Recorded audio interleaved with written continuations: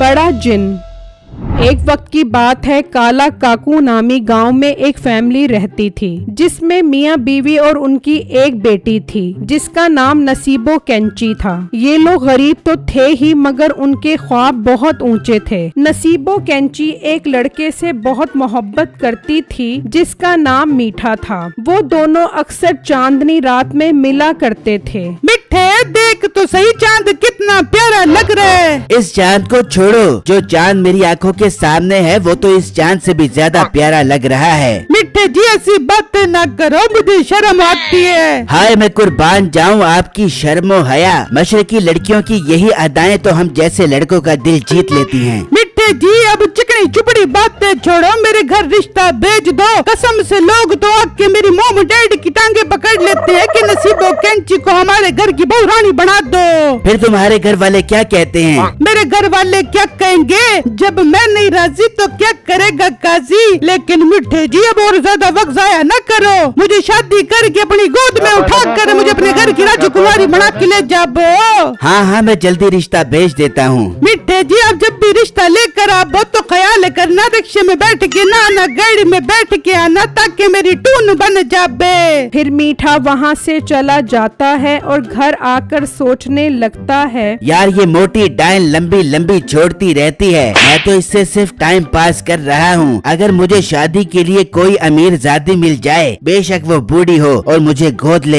तो मैं ये कोड़ा गुड़ भी पीने को तैयार हूँ, लेकिन शादी किसी अमीर जादी से ही करूँगा। मीठा गांव में एक फलों की रेड़ी लगाता था, जबकि गांव वालों को यही पता था कि उसका फलों का बहुत बड़ा कारोबार है। जब भी कोई रिश्ता देखने आते तो वो 7 फलों की आड़त पर जाकर मालिक बनकर बैठ जाता। आप ही मीठे साहब है? जी जी आपने बिल्कुल ठीक पहचाना है, मुझे ही मीठा सेठ कहते हैं। आपका तो बहुत अच्छा काम है फलों का। जी जी कभी गरूर नहीं किया, इस तरह के बहुत सारे बिजनेस तो मेरे नागा पर्वत और को हिमालय की पहाड़ियों तक फैले हुए हैं। वाह बहुत खुशी हुई आपसे मिलकर। हम अपनी अमीर जादी बेटी का रिश्ता आपसे करने के लिए तैयार है। बहुत शुक्रिया मेरे होने वाले ससुर जी, मैं आपसे कुछ अर्ज करना चाहता हूँ। हाँ बोलो मेरे होने वाले दामाद साहब। ससुर जी मैं लड़की के जहेज के बिल्कुल खिलाफ हूँ, मैं जहेज की एक चीज भी नहीं लूंगा, बस आप मुझे 2-4 मुरब्बे जमीन दे देना, मुझे इससे ज्यादा और कुछ नहीं चाहिए, और वैसे भी वो जमीन आपकी बेटी के ही काम आएगी। हाँ ठीक है, चलो मैं घर में मशवरा करके आपको 1-2 दिन में बताता हूँ। ठीक है मेरे होने वाले ससुर जी, मैं आपकी हाँ का इंतजार करूँगा। ये कहकर वो आदमी वहाँ से चला जाता है और मीठा वापस फलों की रेड़ी पर जाकर फल बेचने लग जाता है। 50 रुपए 50 रुपए, मौसमी 50 रुपए, आ जाओ ले लो ताज़ा ताज़ा मौसमी 50 रुपए। वहाँ नसीबो कैंची घर में रोला डाल देती है कि मेरी शादी मीठे से करो। कनमोही बहुत जवानी चढ़ रही है तुझे, जाकर ठंडा पानी पी ले। उस 2 कौड़ी के फल वाले से हम तेरी शादी नहीं करेंगे, बहुत अच्छी जगह पर करेंगे। अम्मी जान अगर आपने मेरी शादी मीठे से ना की तो मैं साइबेरिया के जंगल में जाके अपनी जान दे दूंगी। साइबेरिया के जंगल में जाकर जान देने की क्या जरूरत है, यहीं पर हमारे सामने जान दे दे, लेकिन हम तेरी शादी मीठे से नहीं करेंगे। बस फिर ठीक है, शाम को 5 बजे साइबेरिया के जंगल में आके मेरी लाश उठा के ले जाना। नसीबो कैंची ये कहकर गुस्से में घर से बाहर निकलती है और मीठे के घर के बाहर आती है। मिठे मिठे झाड़ू में अपनी जान दे दे, साइबेरिया के जंगल में जा रही हूँ, हो सके तो मुझे माफ कर देना, हम इस जन्म में एक नहीं हो पाएंगे, और मरने से पहले मिठे I love you so much कुछ मचिया।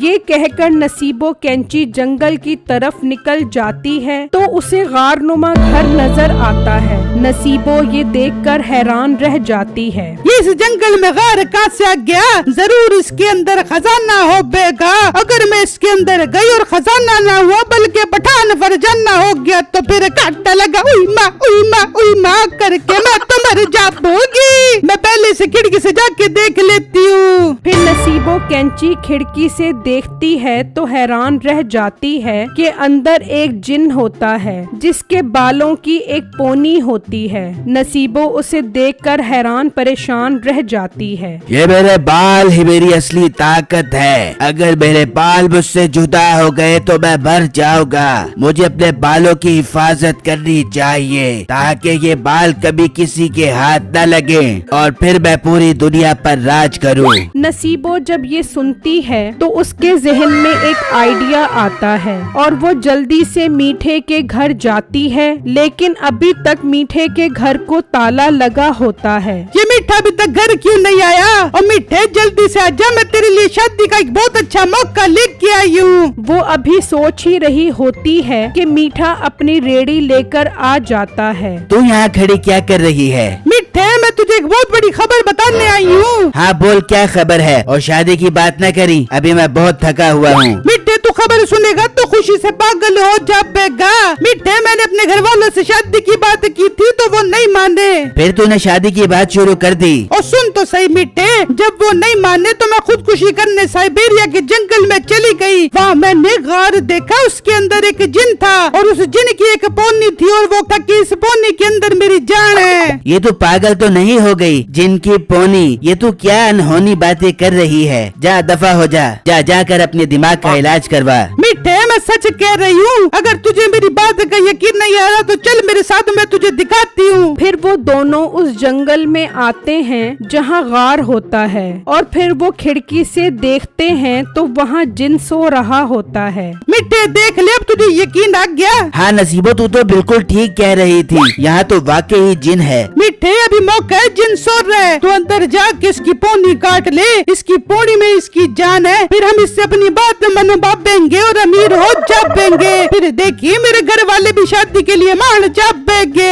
हाँ नसीबो, तू ठीक कह रही है, मैं अंदर जाता हूँ। फिर मीठा अंदर जाता है और चुपके से उसकी पोनी काट लेता है तो जिन की आँख खुल जाती है। ये तुमने मेरी पोनी क्यों काटी? मेरी पोनी वापस करो वरना मैं मर जाऊंगा। इस पोनी में मेरी जान है। जिन uncle, I am really sorry, मेरी मजबूरी थी इसीलिए मैंने आपकी पोनी काट ली। अगर आप अपनी पोनी वापस लेना चाहते हो तो मुझे अमीर कर दो। हाँ, मैं तुम्हें अमीर करता हूँ, मगर मेरी पोनी वापस कर दो। जिक्का बिक्का बिक्का, आजा सोने का सिक्का। ये क्या, एक ही सिक्का? हाँ, 1-2 दिन तक बहुत सारे सिक्के आ जाएंगे मेरे पास। अभी गोदाम में सोने के सिक्कों का स्टॉक खत्म हो गया है, फिर तुम्हें दे दूंगा। अब फिर तुझे पोनी भी 2 दिन बाद ही मिलेगी। तू बस सिक्कों का स्टॉक जमा कर, मैं 2 दिन बाद आता हूँ। ये कहकर वो दोनों वहाँ से चले जाते हैं और मीठे के घर आ जाते हैं। मीठे, देख ले, तूने तो शादी के लिए कोई मेहनत नहीं की, मैंने ही तुझे अमीर किया है। अब हम शादी करके खूब खुश हो जाएंगे। ओ हेलो, बिन बतौड़ी नासा चोड़ी, तूने अपनी शक्ल देखी है? मीठे जैसे अमीरजादे से शादी करेगी, और वैसे भी वो जिन की पोनी मैंने अपनी जान पर खेल के हासिल की है। अब उन सोने के सिक्के और जेवरात का मैं खुद हिस्सेदार हूँ। नसीबो ये सुनकर बहुत दुखी हो जाती है कि उसने मीठे से शादी के लिए इतनी कुर्बानी दी और उसने उसके साथ सिर्फ टाइम पास किया। नसीबो दुखी होकर खुदकुशी के लिए उसी जंगल में जाती है और जिनके पास चली जाती है। अब तुम यहाँ क्या लेने आई हो? सोने के सिक्के 2-3 दिन तक आएंगे, फिर तुम्हें दे दूंगा। जिन भाई, मैं सोने के सिक्के लेने नहीं आई, बल्कि आपके पास अपनी जान देने आई हूँ। मैंने उसको आपकी बोनी के बारे में बताया था। आप मुझे जान से मार दो क्योंकि मैं उससे शादी करना चाहती थी, पर उसने मुझे छोड़ दिया। लड़की, अगर तुम अपनी जान दे दोगी तो उसे कोई फर्क नहीं पड़ेगा क्योंकि वो अमीर हो गया है। अगर तुम उससे बदला लेना चाहती हो तो मेरा साथ दो। जिन भाई, कैसा साथ दूं मैं आपका? तुम मेरी पोनी वापस ला दो, फिर देखना मैं उससे कैसे बदला लेता हूँ। ठीक है जिन भाई, मैं पूरी कोशिश करती हूँ लेकिन वादा नहीं करती। फिर वो मीठे के घर आती है तो वो पोनी अपने बालों पर लगाकर बैठा होता है और सोने का सिक्का देखकर खुश हो रहा होता है। नसीबो वो पोनी खींच लेती है। नसीबो, पोनी वापस कर। नसीबो पोनी लेकर भागती है और मीठा उसके पीछे, और आखिरकार वो गार में आकर पोनी जिन को दे देती है। नसीबो, ये तूने ठीक नहीं किया। बहुत अच्छा किया है उसने, अब मैं तुझे बताता हूँ। फिर जिन उसे जादू से बोना जिन बना देता है और वहाँ बांध देता है। जिन भाई मुझे माफ कर दो, मैं अब कभी आपकी पोनी नहीं लेकर जाऊंगा। अपना मुंह बंद कर, तू अब मेरे साथ रहेगा। नसीबो ये सोने की थैली अपने साथ ले जाओ। अब अपना खूबसूरत घर बनाना और मजे की जिंदगी गुजारना, ये तुम्हारा इनाम है। नसीबो वो थैला ले लेती है और जाते हुए मीठे से कहती है, मिठे, तूने तो मेरे साथ प्यार मोहब्बत की चिकनी चुपड़ी बातें करके बेवकूफ बनाया है। अब तू जिन भाई के साथ दिन रात प्यार मोहब्बत की बातें कर बेबियो। मेरी वीडियो को लाइक और मेरे चैनल को सब्सक्राइब जरूर कीजिएगा और मुझे कमेंट बॉक्स में जरूर बताइएगा कि आपको मेरी स्टोरी कैसी लगी। शुक्रिया।